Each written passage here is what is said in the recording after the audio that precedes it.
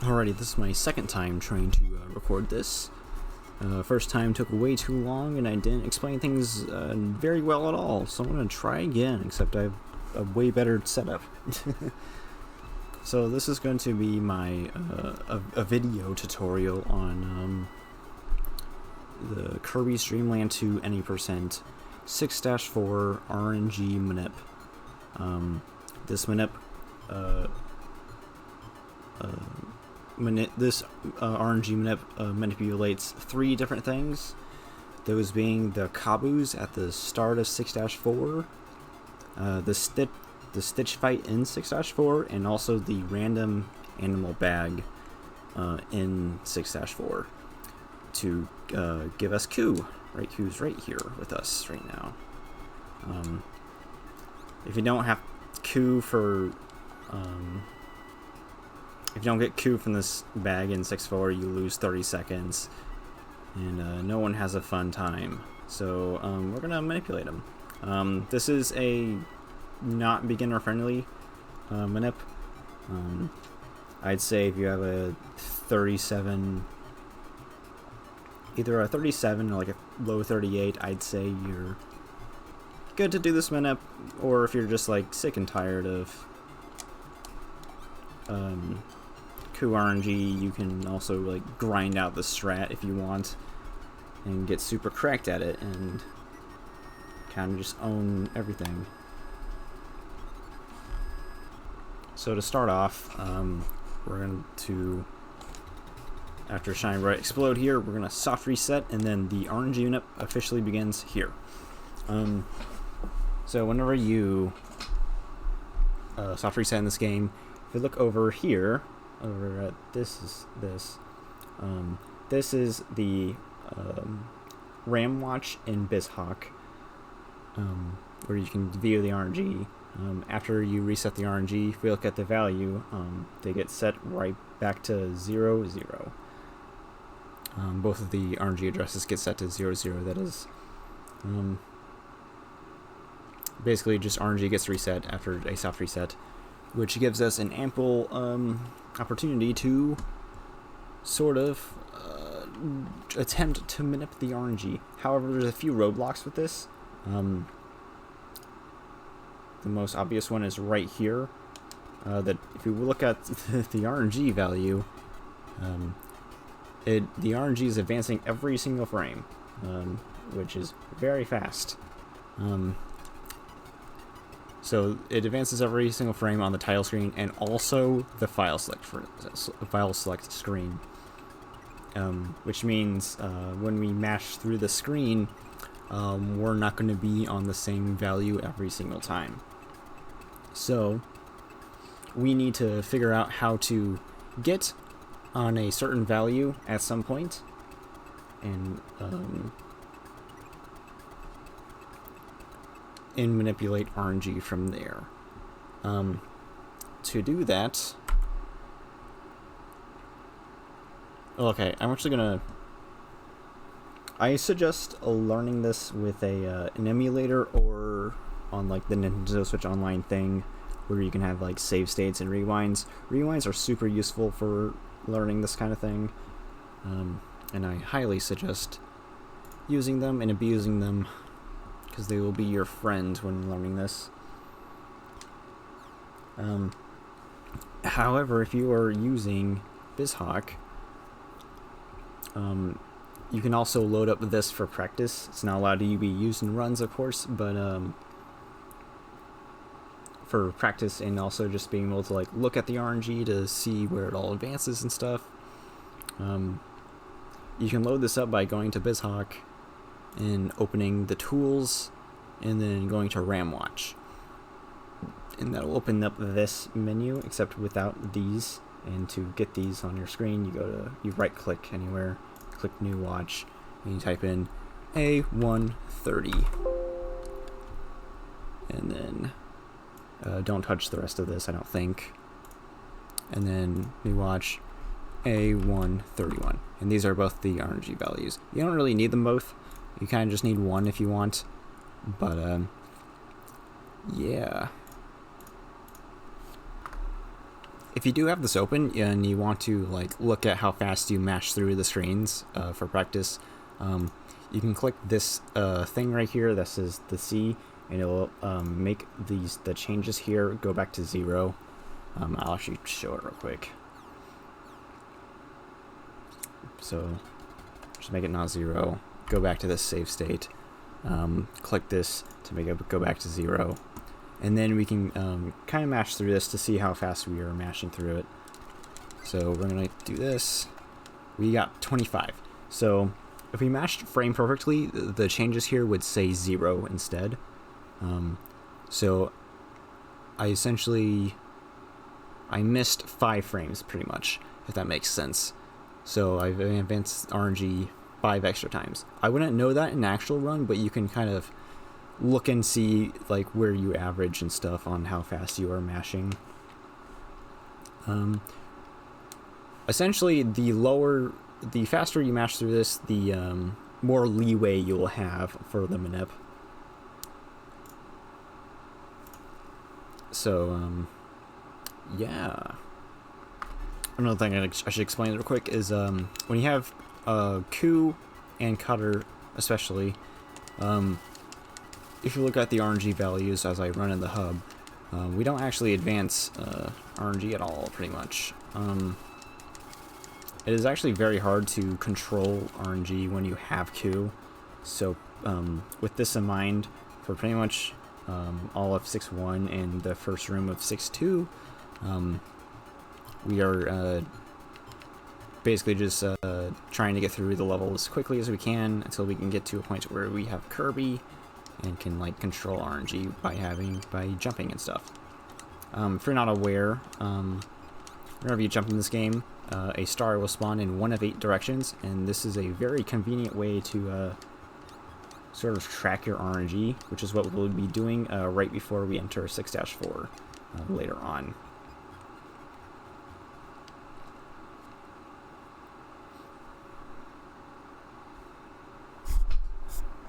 Okay, to start off with 6.1, the first room is pretty much just play it as quickly as you can, of course.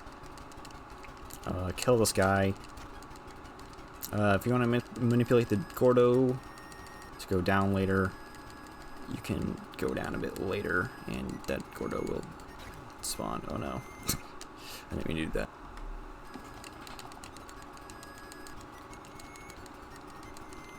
So yeah, just enter this door. And then what you want, the first thing you need to look out for is in the second room here. One of the most important things to do is look at this Sparky right up here, right above Q, if you can see him. I should actually turn on my cursor. I meant to do that before. There we go. There we go. Look at this Sparky right here. You basically need to watch if he sparks or not, and you need to keep it in mind if he does. So whenever a Sparky sparks in this game, god damn it, okay, whenever Sparky sparks in this game, I think the save state will have him spark. There we go. He will actually advance the RNG an absolute fuck ton. If you look at our little thing over here, it is constantly advancing.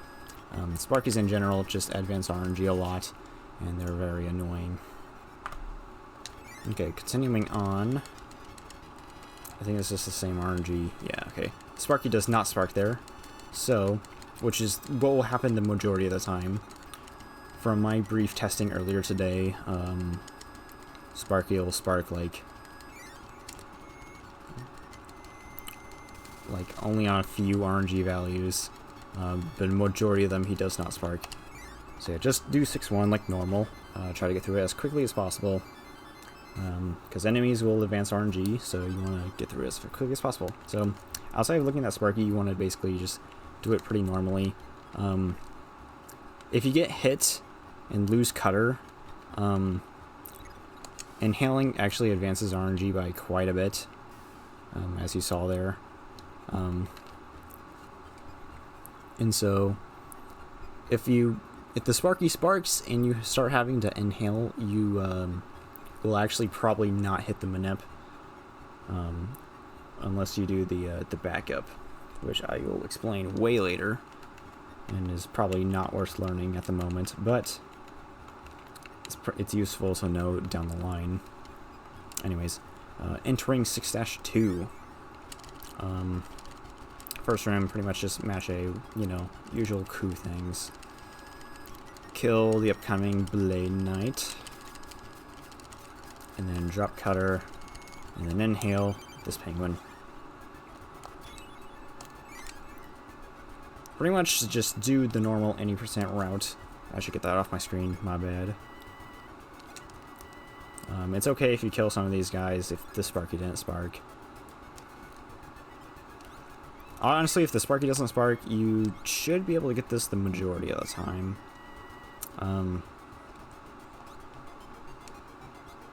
Just, jump through here.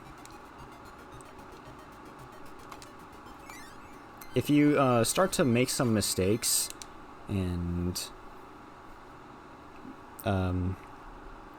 feel the need to save to not advance RNG as much through this room, what you can do is you can press up and then instead just float up, and you will not spawn any stars when landing. Each spar, I don't know if I said already, but if you land on the ground and spawn a star, that advances RNG a bit. So you want to make sure to do that. If you if in the middle of 6-1 you got hit and you had to inhale the blocks at the end, that's a good opportunity to be okay, maybe I should float a little to save a little bit of stars. It's not a huge deal if you have to inhale, but when starting out with the manip, I suggest taking it a bit safe, just because it's a bit daunting. 6-3. This first part you pretty much just hold forward and make sure we break all these blocks up until right about here.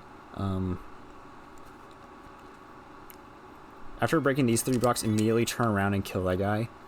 And freeze him, freeze the bouncy guy.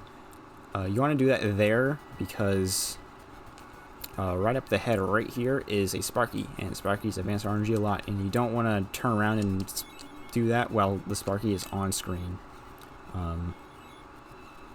Yeah, it's just better to do that sooner than later, pretty much. Okay, immediately after freezing that guy, freeze the Sparky.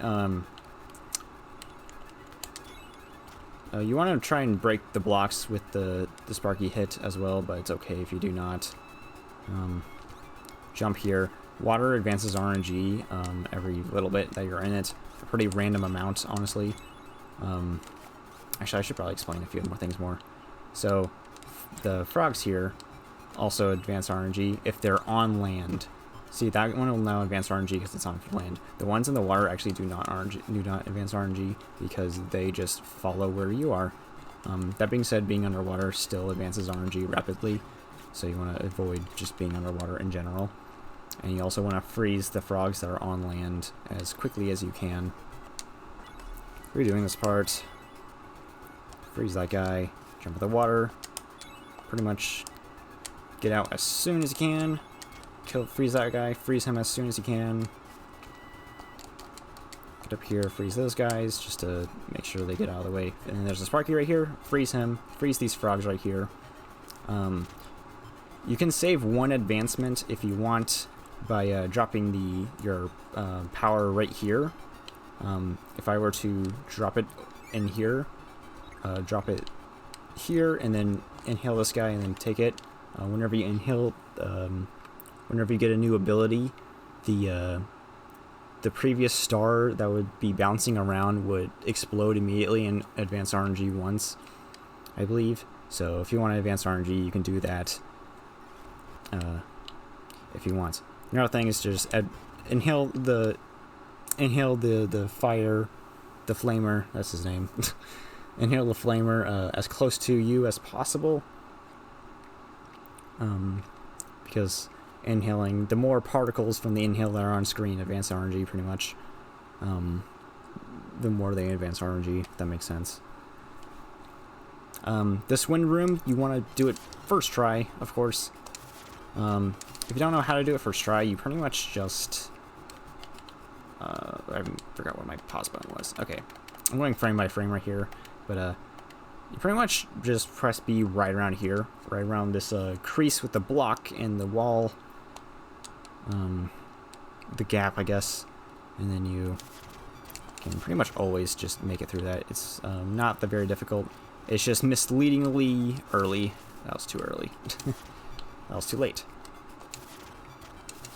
Yeah, it's more misleading than anything because the wind will just, after you press the B button, the wind will continue pushing you downwards. So you have to press it earlier than you might expect. That was still too early. There we go. Anyways, do all that pretty much perfectly. Or not perfectly, but you know, just like that. A lot of people sometimes have trouble inhaling this block right here.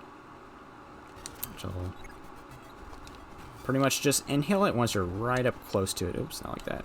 Right above it, and then you should be able to do it, inhale it every single time. As long as you're not holding right. If you're not holding right, or I'm not right, left. If you're not holding left, you will be able to just land in that block every single time. I think if you're holding left, you'll go a bit further and it'll mess everything up. But yeah. Another thing, in this room, you want to immediately, ooh, that's actually fine. You want to immediately inhale both of those guys, and actually that was a pretty good example on why, because as I'm sure you saw, the Sparky started sparking, which is why you want to inhale him. If you don't inhale him, I was trying not to that time. If you don't inhale him, he'll just advance the RNG 17 quadrillion times and ruin the manip, pretty much. That was the right save state. Anyways, yeah. Do a little late inhale, and then you can inhale them both. Grab stone. When using stone, you have to do a one tile gap here, which is really hard. It's okay if it takes multiple tries. It happens to everyone every now and then to get in this one tile gap. Unstone there. Sort of just do this. For this part right here, I believe the earlier you... Oops. For this part right here, the earlier you unstone, maybe I'm wrong. I don't remember how to do this. The earlier you unstone, the more leeway you have on getting in there, I think. It's sometimes weird, but that's usually how I go about getting into that door. Alright, now we deal with the 6-4 manip itself. The manip starts here, pretty much. So, you might have noticed some things on my screen. I have the... I don't really need these up anymore. These are the percentage chances of that would normally... the normal percentage chances of the annual friends from the random bag. We want Q. We're going to manipulate Q 100% of the time instead of 33% pretty much. But I wanted to look at this. This thing right here. This is a little thing I made in MS Paint about 4 years ago, and I still use it to kind of demonstrate RNG things in this game. So, whenever you, as I was saying earlier, and whenever you jump and land, it'll spawn some stars. So I'm going to back up a bit. So that's bottom right and down. Remembering a bunch of directions is really difficult. So what we instead do is we change them to numbers. So instead of that being bottom right and down, that's actually 4 and 5. And that is a lot easier to both write down and just remember. It's easier to just remember a bunch of numbers instead. So what do we want to do with those numbers? Well, we have a sort of a target RNG to enter the 6-4 on, and we can use these stars to sort of find it. So we want to enter whenever we see 6, 6, 4. And looking at our little guide down here, that'd be 6, 6 again, and 4. Or bottom left, bottom right. It's a super easy number to remember, in my opinion. Especially since they're entering 6-4, which is a bit ironic more than anything. But, yeah. So let's go ahead and let's find it. I believe we're going to be pretty early. So it's going to take us a while to get there, I think. Let's see if we can catch it a bit early. Yeah, we are quite early. So this is the order, basically, that they will be coming in. So we can actually probably scope it out a bit earlier if we want to. I'll put all these numbers in somewhere, and I'll label them correctly. So basically, alright, so that's a 3. So where's a 3? 3, 7. Where's that one, 3? It's 3, 8. So I think we're still... Is the next one 2? The next one's 2. Is the next one a 1? The next one's a 5. Alright, so we are here. That was a 5. This will be an 8. That was an 8. Next one is going to be a 2, 2. 2, 2. Bam. Upright, upright. Hopefully you get the gist by now of what we're doing. Is basically we play the first 3 levels as quickly as we can, and then we try and find our where we are at, pretty much, and we try to get to this number right here. So we have all these to go through. 4, 3, 8, 2, 8, 1, 6, 6, 4. And that's the main one you need to remember. That's the only one actually you need to remember is 664. Once you see 664, that's when the actual RNG manip will start, pretty much. Now this is going to be a little hard to explain. It says 664 or 6-4 is basically going to be you're going to need to learn the first room down to a science, pretty much. You're going to need to learn everything. You're going to need to do everything like pretty much perfectly, which seems a little bit daunting, but it's not that bad with a bit of practice.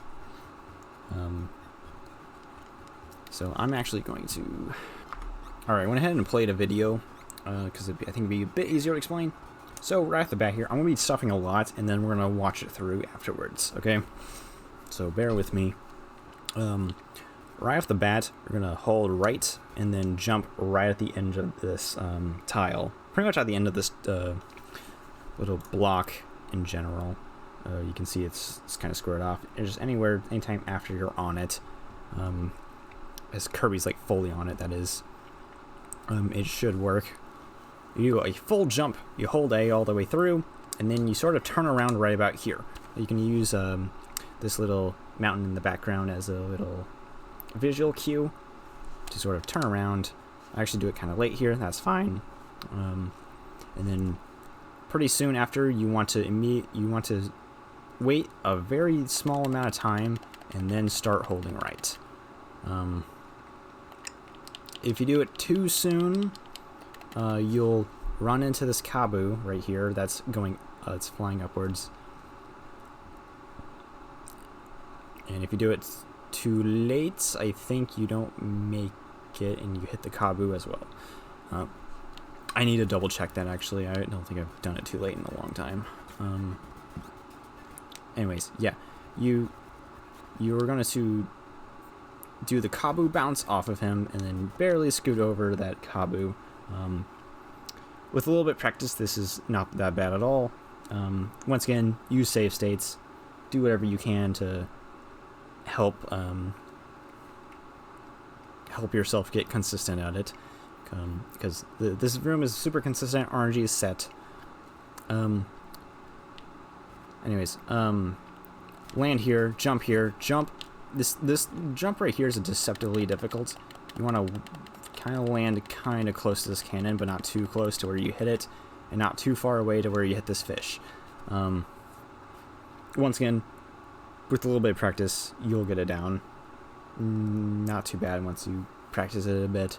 You'll have to practice for this room. There's no avoiding it, unfortunately.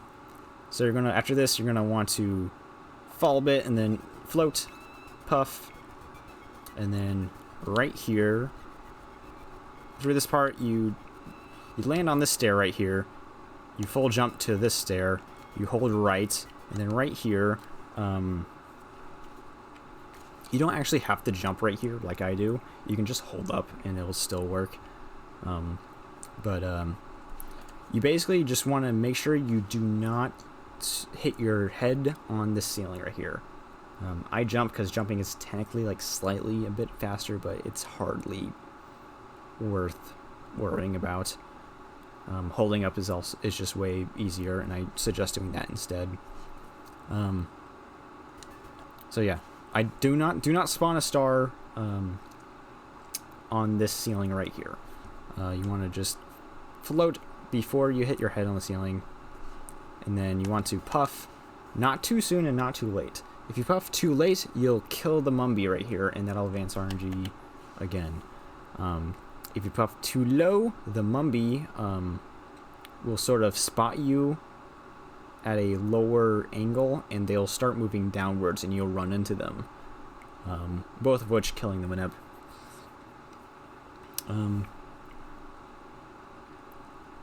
So you want to make sure you puff kind of right here. Kirby will, like, it's not that hard. Just be aware of it, I guess. Anyways, land there, keep holding right. Once again, do not hit your head on the ceiling. Very important you don't do that. If you do hit your head on the ceiling, you'll have to do something to make up the RNG, which I will go over some ways later. Anyways, spawn a star on all of these stairs right here. Do a very quick puff over these cannons, over the cannon and the fish thing. You're gonna land, spawn a star on each, of course. And anytime I spawn a star, you spawn a star. This last part's not very difficult, except for this jump right here. This one, just have to let go of right above, halfway above the Kabu. Like you see, kind of line yourself up. Actually, I let it go a bit sooner. Actually, no, that's the A button. I'd say let go of right about here, when you are right above the door, just a little bit, and you should be good to enter the door. Make sure you enter the door without landing on the ground, because that'll spawn a star and advance RNG. Now the Stitch fight. So, at the start of the Stitch fight, you do not do anything, and you wait for him to do the attack first. You see, right here, I'll back up a bit. You wait for his cue that he's going to charge. So, right about here, he's going to do the cue that he's going to charge, and you immediately run into the wall and spawn a star. And then he will charge at you. When he's right about to hit you, you just stone. You are invincible. If you're not very confident, you can also jump up here and do the stone. That'll also work, I'm pretty sure, as long as you time it well enough. Actually, it should just work no matter what. Yeah. And after this, you wait until he bounces away enough until you can hit him again. I'm going to back up the recording a bit. Hit him a few times. With all these stone hits, make sure you unstone when Kirby is touching the ground. As if you don't, there's a chance Kirby won't spawn a star when he unstones. So you just make sure you hit the ground and then unstone. Once Stitch is dead, you jump twice while destroying the corpse. And these have to be kind of quick. If you wait too long, the bag will pop and Rick will probably pop out. And there's Ku. And that's how you do 6-4 manip. Hopefully it's not too much. 6-4 is the thing that you're gonna have to practice the most. Of course. I actually forgot to mention it, but there is one more thing you should keep track of when doing this. So this is me playing right now, so if I mess up, sorry. What you want to keep track of is this star right here. This star right here, you want it to go downwards. There's a chance that when you do this float right here, if you float for slightly too long, this cannon right here will actually advance the RNG in extra time, and the star at the top of the stair will be upwards instead, which basically means the RNG was advanced in extra time. So you want to make sure that one is going downwards. So I'm going to try and force it to go upwards. Yeah, like that. This only happened to me once in a run a long time ago, but I think it's worth mentioning. So how do you save it if that happens? So to save it, there's a few ways we can do this. I think this is the easiest though, and it also does not waste time. So you just let go of right and then continue. Oops, I hit the fucking ceiling. You just let go of right here. I don't know if you saw that. Let go of right, and you do not bonk on this wall, and you save an extra star, and the manip is saved, pretty much. Now let's say, in an example, I accidentally bonk on the ceiling. Oh no!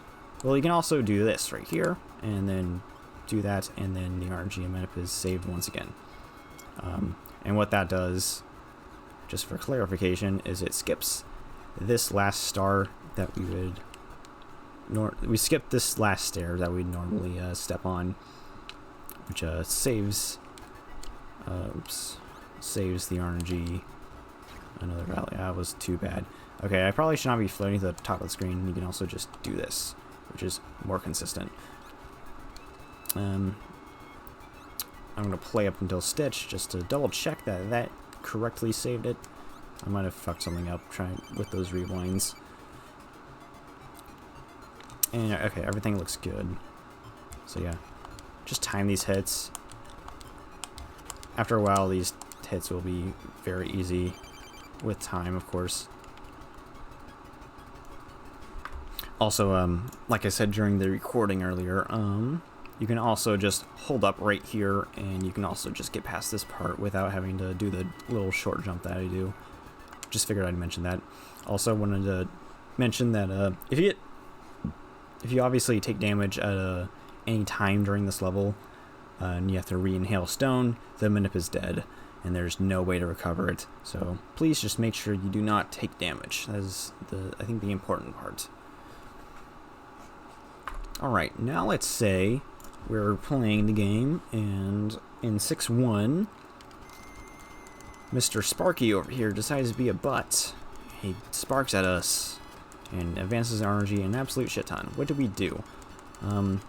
In short, we just do everything in our power to advance the RNG as little as possible, and play as well as we can, which is get through this last room as quickly as we can, make sure we don't take damage, make sure we don't have to re-inhale anything,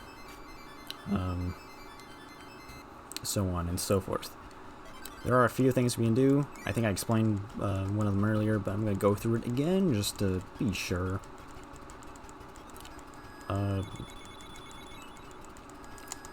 Can kill this guy. Drop our ability. We can drop Q a bit closer to this penguin. We don't have to do as long of an inhale. That didn't mean to do that. If you hold ice all the way down through here, you can avoid spawning a star when you land as well.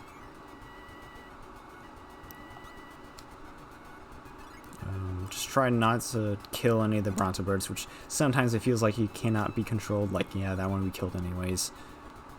Killing an enemy, of course, advances RNG once. After this little bonk on the ground, we can do a full jump and avoid spawning a star here. This room's free as hell. And then I think I explained this earlier, but you can also float to not spawn any stars on the ground.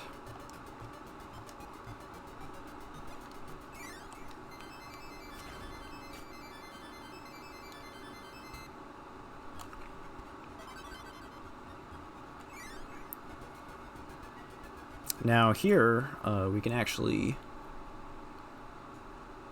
let's see if I can do this real quick. I'm going to do a little movie magic, increase the size of this here. We don't really need the watches anymore, I don't think. I'm just going to shrink it a bit.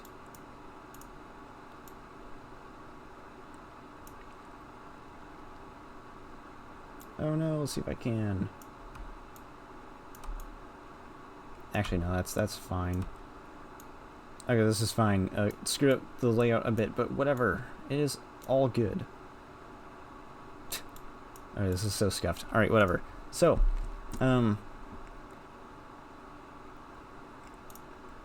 this is mostly for the more advanced stuff later, but I can also use it for this part right here.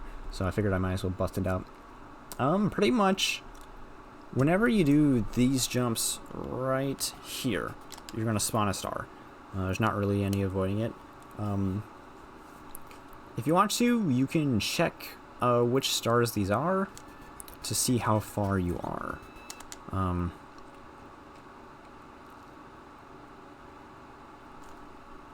You mostly want to look at this top one, by the way. This bottom one is for the backup that I'll go over later, very briefly. If you want to go for the backup and you want to learn that, you can go ahead and look at this one, but for now we're going to be looking at this, because I think we're probably in this range right here. Alright, so what is that? That's a 3? Where's the closest 3? There's a 3 right there, so we could be there. We could be this 3 right here. So, but I'm going to assume we're at this 3, because to me that makes the most sense. Yeah, and that's a 5. So we're pretty much right here. You don't actually need to memorize any of this.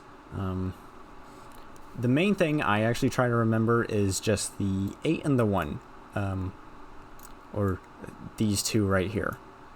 And that is because, if you notice in this long stretch of numbers, there's no other 8 or 1s.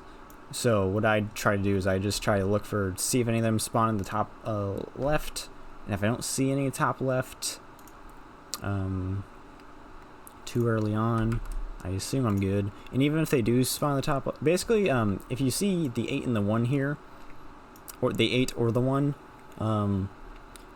that pretty much means that you can still make it to the 6-4 manip, but you'd have to pretty much play the rest of 6-3 perfectly, which is still doable.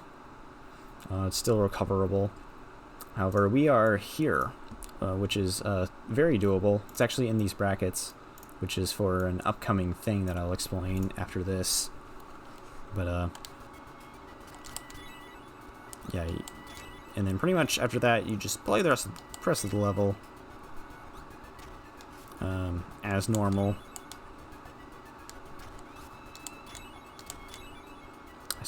You can avoid spawning that star there. Actually, I probably shouldn't be backing up. Except I still am, because I keep taking damage. I'm just trying to show off if I don't take damage, because if you take damage at this point, well, it's not impossible. In fact, I'm gonna get rid of that star right there to advance RNG an extra time. RNG is in a very recoverable spot right here. Pretty much. Oh, if that happens, just take the damage boost. Oh no! Okay, if that happens, then you have to respawn the Rocky. And Manip, I think, is dead? I could be wrong. I'm just rewinding since I'm just trying to show this off real quick. Oh no. Okay, Manip might be dead because of that ending, but we can also see how far past we were, which I think is... Oh, we still got it. Okay. So yeah, even with that sloppy ending, that would have still worked. There's quite a bit of leniency with this manip in general, which I think makes it very versatile. However, as you might have noticed with the first manip I did to show off, there are sometimes moments where you might be really, really far behind, or early, I guess. You're very early on your manip, which is very slow because you have to do all those jumps in 6-4 to sort of set it up again. So what do you do to set up manip, or to make sure you do not do that? This is more so if you're more familiar with the 6-4 movement and the 6-3 movement. Don't recommend it if you're just starting out for the manip, but if you're already familiar with all of that, then you want to look at this right here. We're going to this again, and we're going to look for these right here in the brackets. Just like how we looked inside the brackets here for 6-6-4, we're going to look inside the brackets here for the 6-3 pre-manip setup. So what we're going to do here is we're actually going to just do a bunch of jumping in 6-3, and we're going to keep our eyes open for 4. Let me actually double check what it is because I can't look right now. 4-3-5-2. We're going for 4-3-5-2. So 3. Looking for 4s. 4. That's 4-6. 4-3-5-2. All right. Just got there. I think that was it, at least. I'm going to double check real quick. Yeah. We went one past, but you know, it still gets the job done. So now we're in pretty much the same spot as the last run.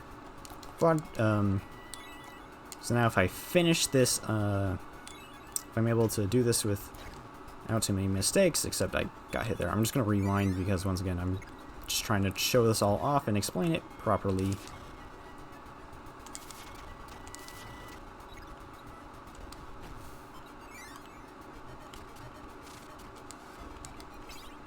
Do that inhale. Make sure you inhale the Sparky. Get in the middle. This is more of an advanced strat once you're familiar enough with the manip. Don't recommend it for beginners once again. Got hit there. I think I'll still be able to make it. I could be wrong.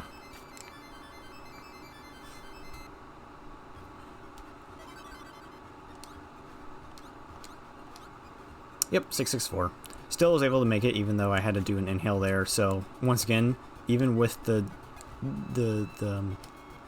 setup, we still had a lot of leniency where we can do an inhale and inhales and advance RNG a lot. So once again, a lot of leniency with this manip, which makes it sometimes a bit bad, but it still gets the job done good enough.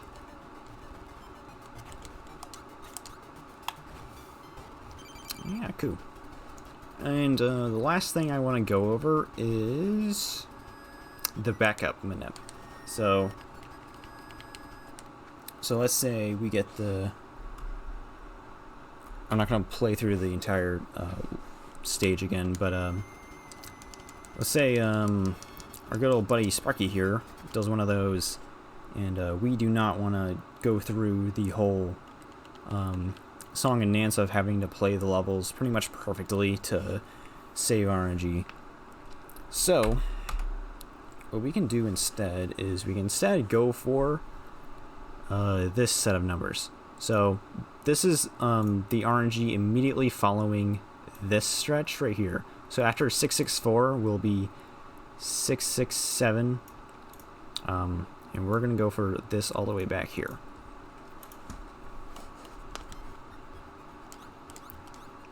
So 6-6-4, 6-6-7, and then we're going to look for 3-4-6. So we don't really need to pay attention to these numbers. Just going to look for the left side ones left. That was 3-7. That was not it. There's 3-4-6. Now with this is the backup setup. It's a bit different, which is why I'm showing it off, of course. So we're going to enter 6-4 once we see that. We're going to not slow down like in the first manip. We're going to do 2 quick jumps right there. Do this exactly the same. Spawn the exact same number of stars. It's all the same up until the Stitch fight. Outside of the Kabu start and the Stitch fight, the rest of the level is exactly the same. And then at Stitch, you jump once. They will charge.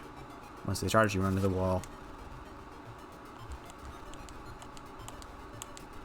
Perform the one cycle. Do a jump, one jump this time. And then Ku will spawn as well. And with that, I think I've gone over everything. Okay, one last thing. I just remembered it. This is a super advanced quote-unquote thing that you don't really need to know unless you're trying to save a manip that you're trying to revive from the dead. So there's a very stupid thing involving these stone blocks right here, in the middle right here, and it is all dependent on where you stone. This is something that you just like super do not need to know ever, but I still think it's like something worth mentioning. If you are wondering why RNG sometimes might mess up randomly, maybe. Sorry, I'm looking over the details of when I labbed this.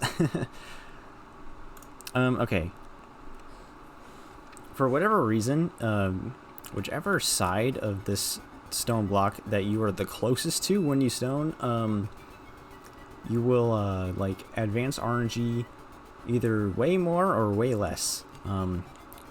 The left side, what I mean by this is the left side, like right here, I think that's left side. Yeah, I think this is left side. RNG will advance way more on this side.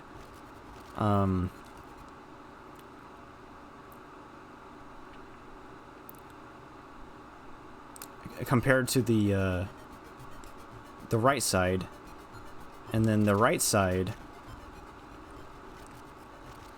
and then the middle, I should say, and then the middle advances are the RNG the absolute least. I think it has something to do with the aggroing of enemies, but if you're on a run that you're just like really not sure on if you're gonna get manip, try to aim for the dead center, and by dead center, it's very hard to control unless you like sit here and you kind of finesse with it for a little bit. Try to line it up perfectly like that. Even then, I think that's left side. It's very hard to control, but I thought it was just worth mentioning. And outside of that, I think that's everything that I can think of right now for 6-4 manip. If I'm missing anything, please let me know. Anyways, have fun learning the RNG manip. This one isn't that bad, thankfully. I do at some point want to do something for the World 1 RNG manip and the 5... actually, I was going to say for the 5-4 Stitch one too, except the 5-4 Stitch manip is very easy. I probably don't even need a video for it, but I at some point want to make one for the World 1 manip, which is the hardest manip in the game as of right now. It's way harder than this one. This one's pretty simple in comparison, at least. Anyways, I hope this helped. Please let me know if it did or not, and if you have any other questions, you can DM me at Reoiner on Discord.